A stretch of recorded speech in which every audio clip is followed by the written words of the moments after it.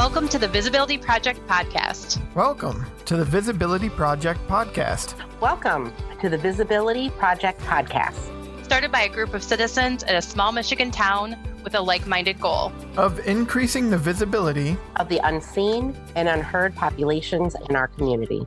Our guests will share stories and insights with the goal of increasing our awareness and knowledge of various aspects of diversity and equity to create a more connected, empathetic, and inclusive community. So, let's get to work. Let's get to work. So let's get to work. So, let's get to work. Let's get to work. The Visibility Project podcast is excited to bring you an episode that supports the vision of Neighboring Week. Neighboring Week is an initiative of the Cultural Awareness Coalition, and its intention is to create an inclusive community where we get to know our neighbors, that we connect with our neighbors, that we relate to them, that we hear them, that we understand them, and that we know them. The Visibility Project, with our mission of elevating the unseen and unheard voices, stories of people within our community, aligns with Neighboring Week in that we want to know and hear and understand people within our community. So our September episode, which you're about to listen to, is a great way to get to know neighbors that sometimes we don't often see. Welcome back to the Visibility Project podcast. My name is Adam Solgett, the host of this episode. Loser, deadbeat, druggie, how do you see homelessness? Our guests give us a lens to see the reality of an invisible population. People who are homeless are individually unique and deserve our empathy and dignity. Renee Penninger and Marty from Open Door and Renee Decrow, representing Midland's Midtown area, share stories and information to give us a true picture of people who are homeless. Renee Penninger serves as Executive Director of Midland's Open Door, a crisis shelter and soup kitchen ministry serving the Midland County community. Renee has served as an advocate for children at risk and for the homeless for the past 20 years. She completed her undergraduate studies in urban ministry at Moody Bible Institute and her MBA in nonprofit management at Hope International University. Marty Cooper is a New Jersey native who moved to Beaverton shortly after September 11, 2001 to be closer to family. Marty has lived in the Beaverton-Gladwin community for nearly 20 years, where he worked in industrial manufacturing. Wife to Aaron, a chemical engineer at Dow for 26 years, a mom to two young adults, Ethan and Jordan, and two teenage daughters, Lindsay and Lauren, Renee Decrow has lived in Midland since 1997 and permanently since 1999. Founder and owner of Live Oak Coffee House, real estate developer, and photographer for Captured Photography, Renee wears many diverse hats, but she most loves being called mom, wife, friend, sister, and neighbor. She is passionate about creating space for others to pause, connect, create, and grow. Her camera lens is one of her favorite tools to capture the imago Dei in people and encourage them to keep living their beautiful and redemptive stories. When you have more than you need, build a longer table and not a higher fence, has been a quote that inspires her to live her life loving and sharing her gifts in the community with others.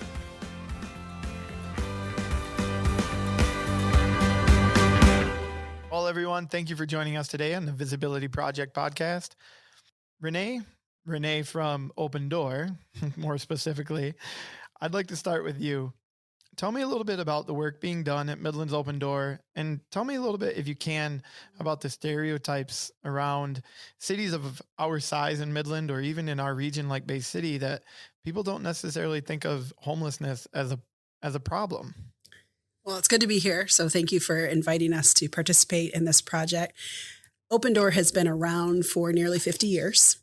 So if you think going back that far, there has been a need in our community. Right. So in communities of our size, and I would say across the nation, this is a need, but it's often a hidden need. So you might be walking through the grocery store and you will probably pass a homeless person and you might not know it. They could be the person checking you out at the grocery store, because the reality is that we are given a stereotypical view of what homelessness looks like on television shows, right?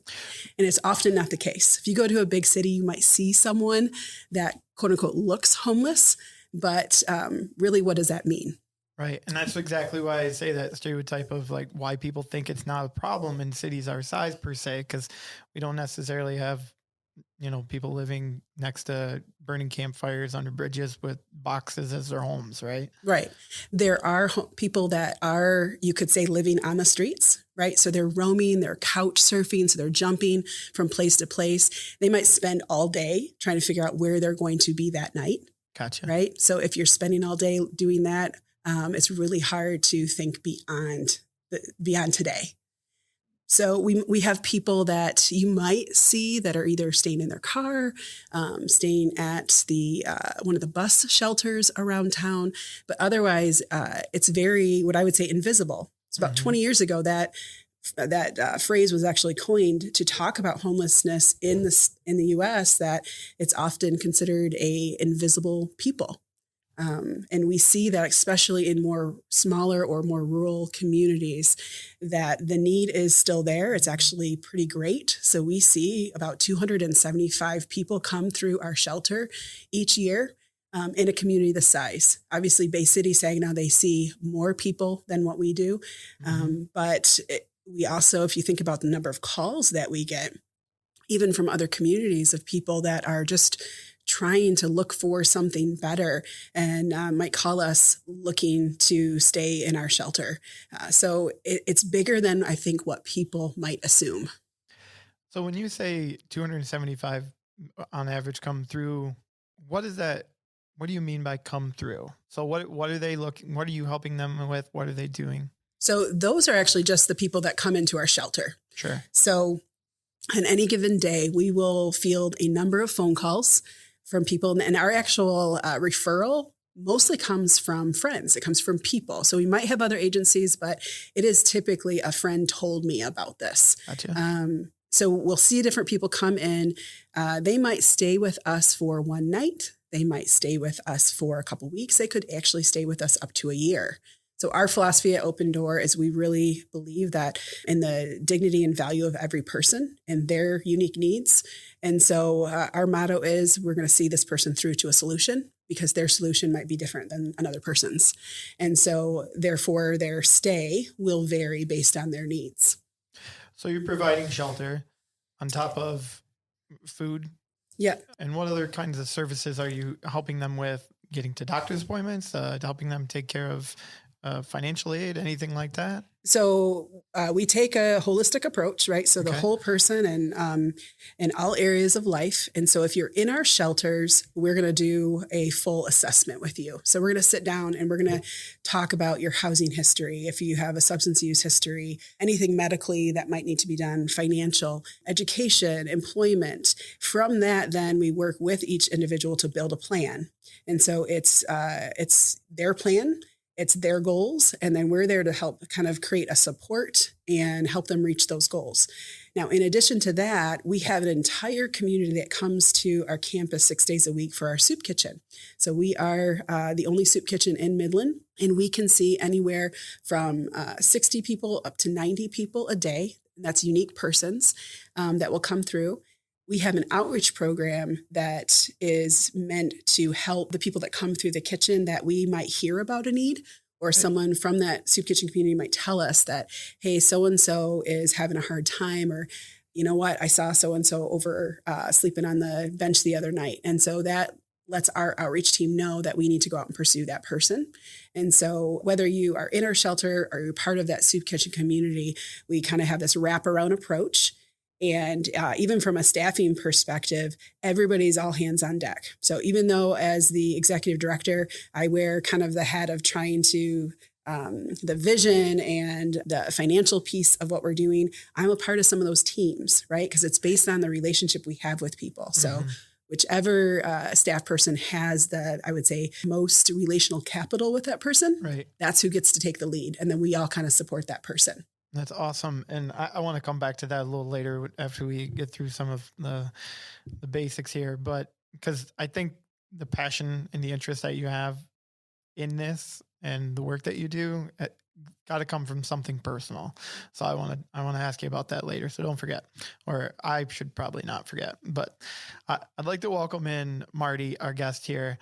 Marty, can you tell me a little bit about your situation and what you're doing with Open House right now? Well, it kind of started back in May of 2020 for me. I was diagnosed with severe arthritis in my left hip, where my hip had deteriorated to the point where there was nothing there. And I was told right then that I needed surgery, but being a guy, put it off and got to see doctors and gave me a cortisone shot come October. And at that time I was unemployed and stuff like that. And in November, I landed a job, full-time job at a packing company up in Gladwin, where I'm from. And I started full-time working and stuff like that. And when the cold weather came, the shots didn't work anymore. And I kind of just kept pushing through, because with everything that was going on and being a new employee, the 90 days, can't wait for medical and everything to go in. With them, their short-term disability wouldn't kick in until November the next year after 1 year, because that's their policy. And I was there. I was like, I can make it till November. So it just kept getting worse and worse. And come May of this year, I couldn't work anymore. I couldn't walk. I called 911 actually to take me to the hospital, to take me out of my apartment. And they took me to the emergency room of Gladwin, and they right there said, "You're done, no matter what you're doing." And they started trying to find me surgeons that day. And they found me one guy, actually on a Sunday, found a doctor to answer a phone. And he made an appointment for me early June, to get in and see him. And he said the same thing, it's bad. They couldn't understand how I went as far as I did with it. At that time too, now I was still employed in my work. The work kept me. They put me on medical leave, but I had no income coming in or anything like that. And I couldn't pay my rent anymore. So kind of caught the window with all the eviction things that are going on. And I was evicted from my apartment. And I saw it coming, and I thought around, and I called the Midland Open Door, told my situation, and they said I fitted all criteria and stuff like that. And in July, I moved down here to, and I explained to them when I came in, before I got here, my whole situation, what they're getting themselves into, and they didn't seem to mind at all. They welcomed me open armed and stuff like that. August 12th, I had my surgery, had my hip replaced, and been 2 weeks out now, and basically almost be able to walk normal again, which has been a blessing, more than anything. And I still waiting to go back to my job and stuff like that, but it's been an interesting roller coaster and stuff like that. And, my hat's off to Open Door, because they were, they've had a lot of questions, and they were a little skeptical, especially when you come back from the hospital and stuff like that. And, we all got through it pretty good, and, and things like that. So it sounds like they were able to help you avoid being, completely displaced and having nowhere to turn for shelter, right? Right. Yeah. They I was able to go there and be able to get there, and actually, because I was having a hard time taking care of myself too, like cooking and stuff like that. Yeah. Some of the basic stuff, so they were able to provide what I couldn't do for myself anymore. That's awesome. And I'm glad that your surgery's gone well. Yes. And I'm glad that you're on your way back. Good. Tell me a little bit about some of those that you've met at Open Door. Because I'm gonna turn it over to Renee from Decro in a moment here, because I know she's talked to a lot of those that have been at Open Door, but I kind of want to hear your perspective first. There's all kinds of people there. It's like Renee was saying, it's not what you think. We're all different. We all have our own different issues and stuff like that going on. We are all cliched. What a shelter person, he's a drug addict, he's got this alcohol problem or something like that. Some just hard luck, divorce problems. We lose our way. And especially now with COVID going on, you lose, place shuts down, you lose your job, and you get landlords that are impatient, and you get somebody that does have a decent job, can get in, they can get rent coming in. There's no alternative. And there's places like, the Open Door that you can go to, do that. And, like I said, but every person there, we're all different, we're not the same. That's a really great comment to make, because that's something that came up in our pre-discussion about, homelessness, that a lot of people perceive homelessness as maybe a single stereotype of someone And I think a lot of people fall into the drug addict category, that they think they just turned to drugs and they ended up on the streets. But that's not the case for those that sometimes just don't have a place to stay. It's medical. It could be, certain things that are out of their control now with COVID and places closing and new restrictions and all of that. So Renee Decro, let's turn it over to you for a second and talk to you about your work with Faces of Hope. Tell me about that project, how it came about. Okay, sure. So it was, we've been now in the Midtown neighborhood since 2016. And, we have a desire to not only improve that neighborhood, but to serve that neighborhood. And so my relationship with Renee from the Open Door kind of began around that time. And, it came out of a heart to see what can I do to serve, that community. And, I have a coffee house in that neighborhood, but I'm also a photographer. And so, whenever I'm looking for how can I be a part of the solution, I always want to look down to see what's in my hands. And so, we kind of came up with the idea to do one thing I love is conversations, and then also to take pictures. And so we set up 50 plus interviews with the Open Door community that comes for lunches. So for the soup kitchen community. And we did those all summer long and collected 52 different stories, beautiful stories of resilience and triumph. And it was awesome. So that's what we did. And then we put them on display for the fundraiser that fall. And then it was a moving exhibit. It got to be in, several different local coffee houses, Center for the Arts.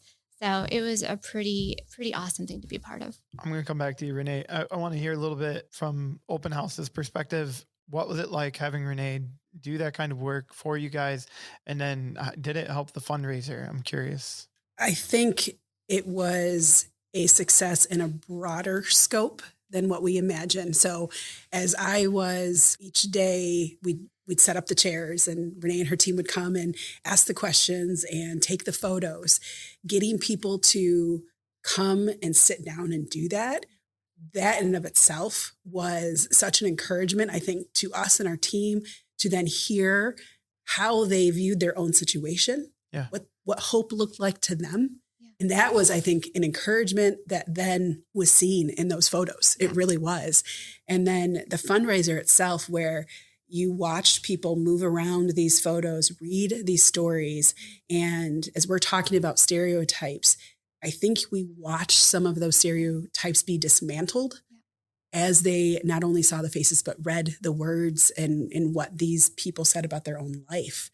And I think that it was a beautiful way and a positive way to kind of eclipse those often negative stereotypes that are so prevalent in our community. And Renee, I've seen the photos that you've taken. They're beautiful. All your photos I've ever seen are beautiful, which as a fellow photographer, we don't show the ugly ones, but but it's pretty easy to capture someone's spirit in a photo. And I believe you did that quite well with those that you talked to.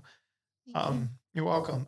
Tell me though, what you learned in doing that and what impact did it have on you personally? I think that what I learned, specifically during that season was just the power of, like what Renee's saying, more than just the image, but taking that time to pause and to listen and to really seek first to understand somebody's situation. I think that was really inspiring to listen to all of their stories. And like, using my lens to show them then what I saw.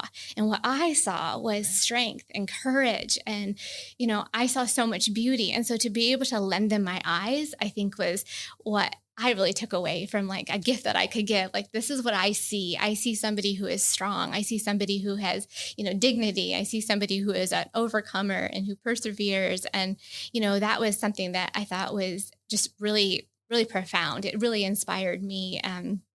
Also just having that time to sit there and listen, I think was really important for us. Yeah, it sounds like, you took the time to listen, and that's hopefully what people will continue to do. And I like what you said there, Renee, a moment ago about dismantling the stereotypes. Marty, can you tell me a little bit about the stereotypes that you maybe have struggled with, or any struggles that you've had? And this is my second time in a shelter. I was in a shelter up in Gladwin before this, so this is my second time going through it. So I'm more aware of what to look for. First time I was kind of naive about it and didn't believe it, but if you go up and you're talking to somebody, what do you say? Where you're staying at, you say, Midland's Open Door.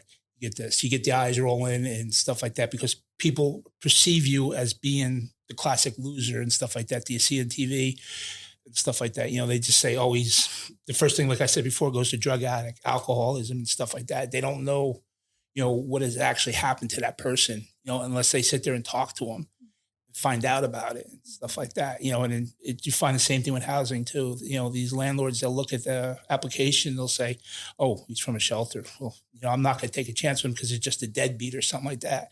They don't know what, happened before that to why they were in that position. Right. It's one of those things. And that's one of the biggest things. And it's not here, it's up in small town America too. It's all over, it's unfortunate, but yeah, homeless people get, or struggling, I'd rather say, we get stereotyped real quick because of where we're staying. And it's not their fault where we're staying. I blame it mostly on society. Right. It's harsh to say, but it's truth. Well, this is an opportunity to get your message out there, to get your thoughts out there on it. What could, and I know I mentioned this might come at the end of the podcast in our pre-discussion, but we're here right now. What kind of recommendation would you give those listening to potentially help them step through that? And I'll ask the two ladies as well, but I'll start with you, Marty. We're taught like in the Bible and stuff like that, not to give up and that God will be there. God will get us through anything, and we just can't give up. We can't give up on ourselves. We got to stay strong in that, and that our faith is that it's going to happen. It's you get that crack, you get your foot in the door somewhere, or anything that happens for you, you take advantage of it. You got to stay humble and whatever your worth is, and then work up. And just because you get rejected, like going to an apartment and get rejected there, you say, well, I'm done. No, you go out there, and I've applied since I've been at Open Door about 10, 11 different places to live up in Gladwin and stuff like that, to go back and stuff like that. It just, one of them's got to, somebody's going to have to take a chance or something like that. You just got to keep on plugging along. You can't give up. You can't let life get you down. And that's the biggest thing, any advice I give to anybody, just keep going forward. That's what I was going to say. It sounds like from your perspective, it would be stay as positive as you can, no matter the situation, right? And in thinking about how society needs to change, or what we could do to maybe help people change their perspective on homelessness, Renee from Open Door, what would you say? So fear of unknown, we all know what that is, right? Mm-hmm. It's very real. And I don't think it's necessarily the heart of someone to buy into stereotypes and to promote stereotypes, but if we are unfamiliar, fear gets a hold of us. And so we either ignore or we make assumptions, right? And it takes time to, like what Renee said, sit and listen. So a couple years ago, there was a gentleman who was standing on the median near Meyer, very busy area. It was during the holidays, and he was frozen through and through. His beard had icicles in it, right? Mm-hmm. And so by the time I got the second call that said, Renee, someone's got to get out there and do something, I came out and I spoke with him. Now, he unfortunately was part of that stereotype because unfortunately he didn't want help. He knew what he was doing with panhandling. He was making actually a really good living at it because in the time that I was there, which was about 30 minutes, he had brought in about $80. Yeah, right? That's not a bad wage. That's not a bad wage at all. 160 an hour, right? You can pull and it. So, but I could make all kinds of assumptions about that, but to take the time to sit and listen to him and see, okay, how can I help, right? How can I actually help him see the dignity and value in work? And that is a good thing. That's not something negative. And just try to infuse some hope for him that says, you don't have to do this. You don't have to live like this. Right. I think if we can encourage people to slow down, take a moment to really listen and understand that even if that person has a substance use history, even if that person has maybe they've done jail time, right? And normally that might invoke some fear in us to try to understand what that looks like.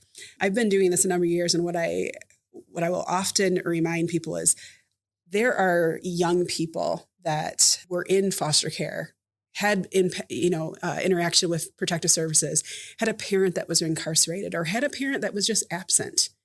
And we have all kinds of compassion for them when they're under 18.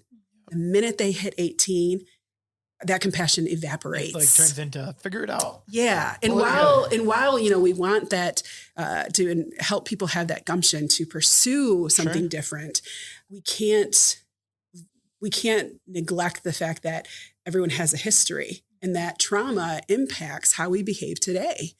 And we can be better listeners, better community of support if we understand that trauma piece. And that I would say most of the people that come through our shelter, come to our soup kitchen, have experienced some kind of trauma.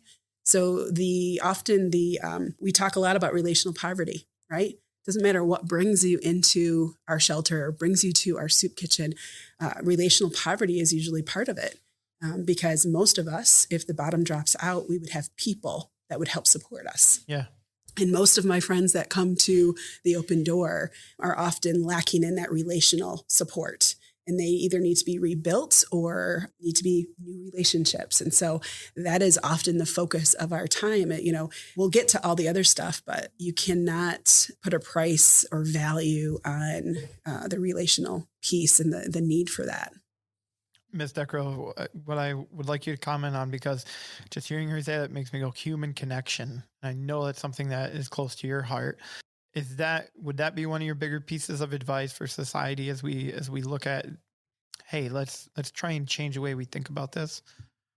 So I would, when I was listening to you, Renee, I was just thinking that, I often live by the scripture that says, but by the grace of God go I, and if I wasn't, if I didn't have the support systems that I've had, if I didn't have the opportunities to heal from the things that I've gone through with, help, I might be in the same position. And so I guess I would just love to see like our communities have more empathy and more humility. And, we love your neighbor as yourself is, definitely, another one of the things that I live by. And I would want somebody to do that for me. And so I think that that's what we need to understand is that I would want somebody to give me the benefit of the doubt. I would want somebody to try to understand why I'm in a certain position before rushing to judgment.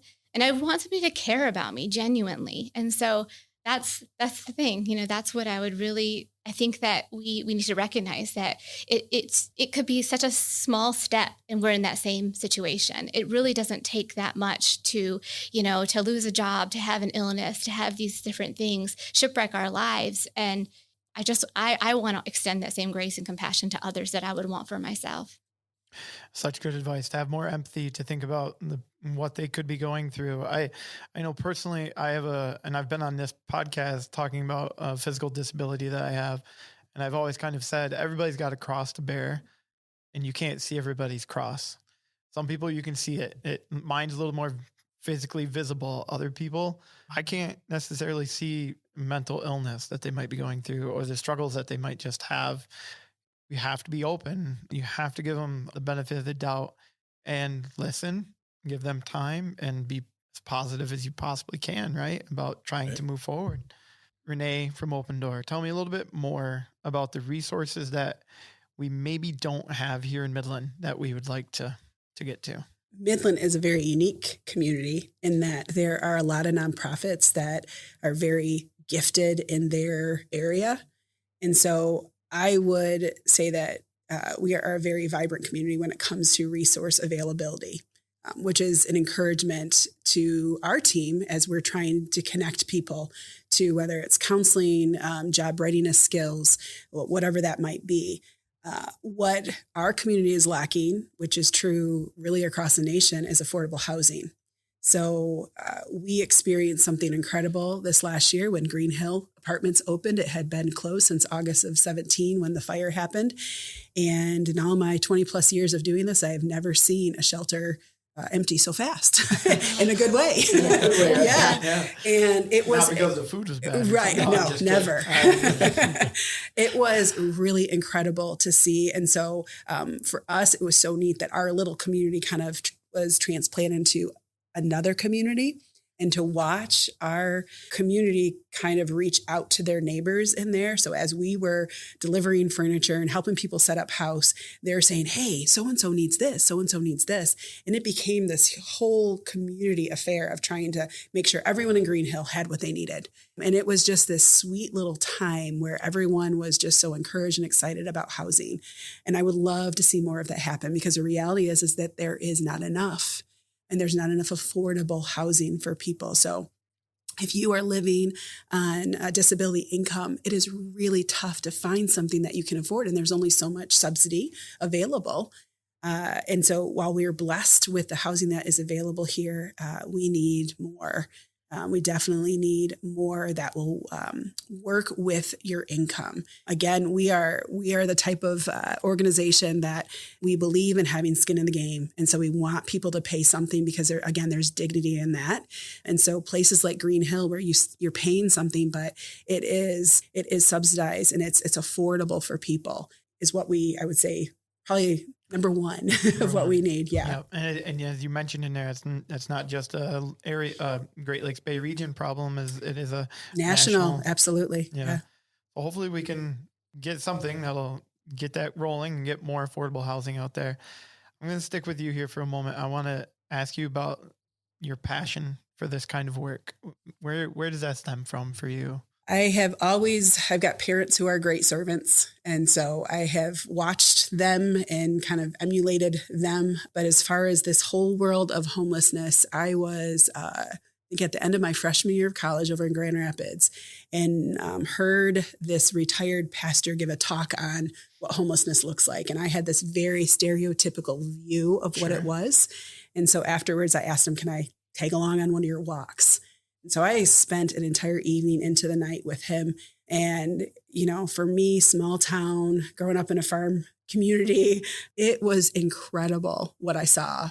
And there was a lot of fear, right? So the first person we came across, this is back in the early 90s. And so she had this ring of silver on her mouth from huffing paint.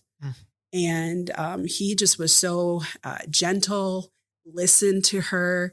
And here it is. Someone might look at her and say, here's this addict, right? Mm-hmm. What is she doing? Why is she here? Why is she living like this?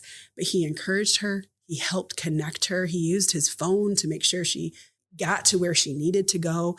And we just talked to so many different people that night. I had my first interaction with someone with schizophrenia. And this kid did not know what to think about this. And it just taught me that there was this whole world out there that we either ignore or we kind of stuff in buildings, right? Kind of away from everybody. God used that to just grow this passion in me that this is where he wanted me to serve. And I've been kind of doing that ever since, and just love it. I get to listen to people, encourage people, and recognize, like what Renee said, there is not a huge difference between me and Marty here, right? We all have need of that daily grace and compassion from others, and we give it as well, right? It's we love the word at Open Door, interdependent, not independent, right? Because we are made for each other, we're made for relationships, and we recognize that we need each other.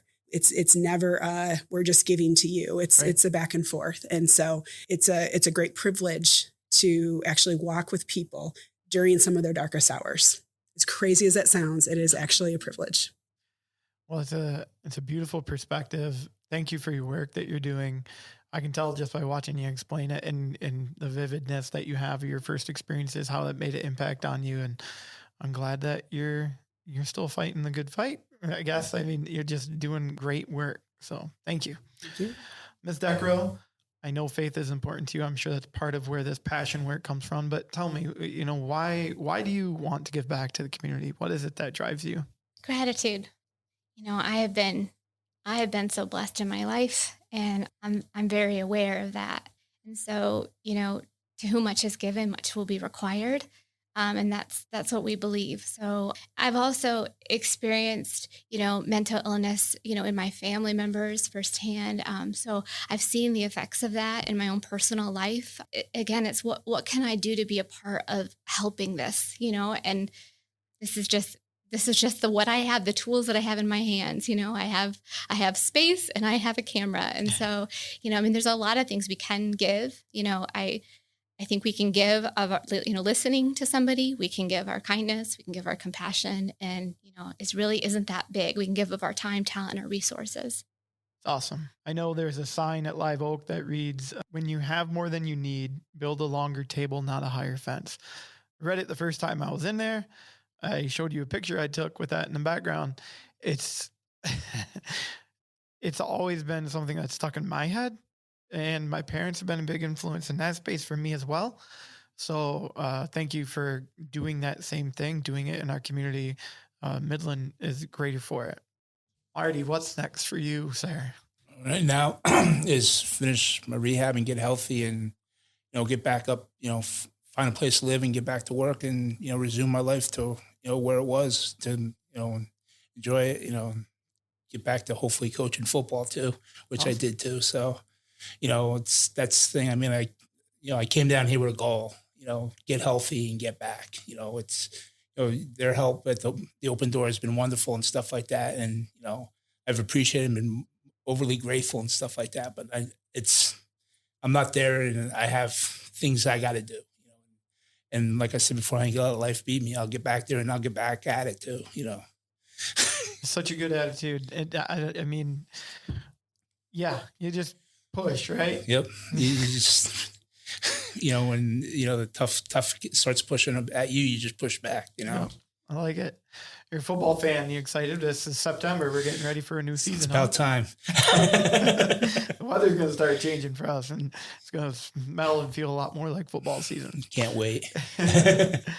So speaking of the weather changing, coming up at the end of September is something happening here in Midland called Midland Neighboring Week. It is September 27th through October 3rd. And from the Midland Area Cultural Awareness Coalition Facebook page, they describe Neighboring Week as a way to organize community programs and as also a way to provide resources for neighbors and individuals to set up events in their own neighborhoods. So they could set up their own block parties. They're encouraging organizations to get involved and to help set up events. Renee, Miss Decro, I don't want to put you on the spot, but is Live Oak doing anything or are they working on anything to be a part of Neighboring Week? Yeah, we do have a few things that we're working on. I don't know exactly what those are.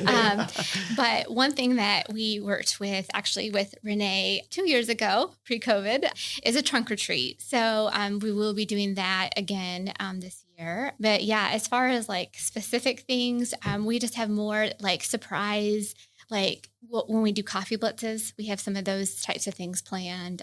So yeah, nothing real big of an event for that particular week, but we do have something planned. That's great. And I know, to me, Neighboring Week's happening every week at Live exactly, Oak. exactly. So you mentioned in our pre-conversation a little bit about multiple people coming in from Open Door into your space. You want to make a quick comment about that?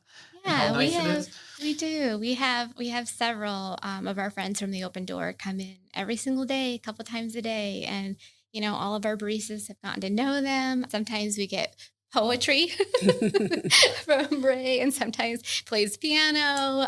We really come to love Nancy.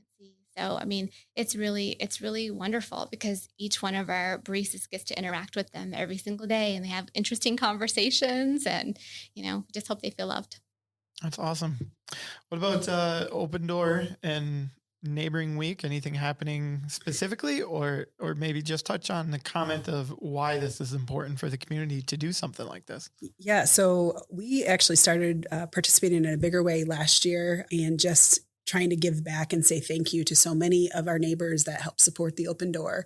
And so we had partnered with Live Oak. They provided coffee. Our volunteers made a bunch of baked goods, and then we surprised a lot of our local social service agencies with a kind of a play on the home improvement Wilson, behind the fence. And so we got some of the community leaders to play Wilson for a day. Nice. And we went in and surprised and brought some treats and just encouraged each organization. We were still in the middle of COVID. And after the flood. And so looking to those organizations that were continuing to work around the clock and just ways that we can encourage them.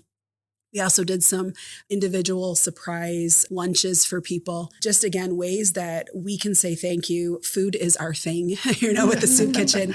And so it's an easy way for us just to tell others that we appreciate the support and how you've been a neighbor to us. And so we're doing the same thing this year. We've got a different character that will go out into the community again each day. And again, just surprising people and hopefully bringing some smiles. That sounds pretty awesome. That's one of my favorite things to do is to bring some smiles. So I'm glad y'all are down that same path. So Neighboring Week again is happening September 27th, October 3rd. It's an opportunity for those in Midland, to really focus on bringing light to areas that maybe don't get as much attention, or the opportunity to get to know a neighbor that maybe you just haven't taken the time to go over and say hello. Because the goal is to make Midland an inclusive community where everyone can thrive. Marty, she mentioned the food. How was it? I've been there about 2 months now. I think I've gained like 12 pounds. It is really good. And we do serve healthy food, Marty. Come on. No, it actually is healthy food, and it's really, really good. I mean, you get fruits, you get vegetables, you get everything, and sometimes with donations and stuff like that come in, we get some of that too. So we never run out of food. We always have enough. That's good to hear. That's really good to hear. Renee from Open Door, is there any parting words for our guests as we wrap up the podcast? I would just encourage people to take your time, pause if someone shares something with you. Again, helping bring some dignity to each person just by listening. If that's the one thing that we can do when we maybe are faced with someone who is homeless or there's some unknown there, I think that just provides so much value to the person and honestly to us as well, right? We learn from that. And so I would just encourage people to do that. I would also encourage people, our soup kitchen is open to anyone. And we push that. If you are thinking you want to learn more, and maybe this does freak you out a little bit, right? What would it mean to talk to someone? Come and have lunch. No questions asked. You come in. We're going to ask your first name just so we can get a count. But then you come in, we're going to serve you, and you're going to get a chance to sit down with someone and hear their story. You can share your story and just be a part of that community. And I think people think it's going to be a sad environment, and it's not. Renee, you've come and you've been a part of our lunches, and it's a very vibrant community. It's an encouraging community. And so I would just encourage anyone, please come by for lunch. Any parting words from you? I do. I actually have a poem. Oh, awesome. Can I read it? Okay. Absolutely. I love it. It's by Morgan Harper Nichols. And it says, empathy. Let me hold the door for you. I may have never walked in your shoes, but I can see your soles are worn. Your strength is torn under the weight of a story I have never lived before. Let me hold the door for you. After all you've walked through is the least I can do. Those are beautiful parting words. Marty, I don't expect you to top it, sir. I'd give you the opportunity to, give us a soliloquy as well. But anything you'd like our listeners to think about as we finish up the podcast? The only thing I could really say is, don't judge us, because we're not, we're in a shelter or something like that. You don't know our story, and like if you do come into the shelter and you talk to us or, you see us around some of the street, just don't judge, we've got issues, we all have a plate right now, and we're in a situation but we're not where we don't want to stay there. We want to get back and stuff like that. And this is an opportunity for us to reload and get back into the fight, and that's about it. It's That's awesome, though. I love the comment there. It's an opportunity for you guys to reload and get back into the fight and be ready to go and get back to interdependent and a little bit of independent, right? It's a balance, I suppose. I really love that concept, by the way. Well, I don't want to extend our time too much. I just want to say thank you, each one of you, for being a part of the podcast, for being open and sharing And hopefully someone who listens to this, it kind of gives them the opportunity, gives them a little bit of gumption to go out and do better in the world and give somebody some time and learn their story. Thank you. Thank you for having me. Thank you. As part of Neighboring Week, the Cultural Awareness Coalition is asking community members, businesses, nonprofits, faith communities to get involved. For resources and neighboring ideas, and for a list of community neighboring events, please check out the Neighboring Week Toolkit at midlandculturalawareness.org.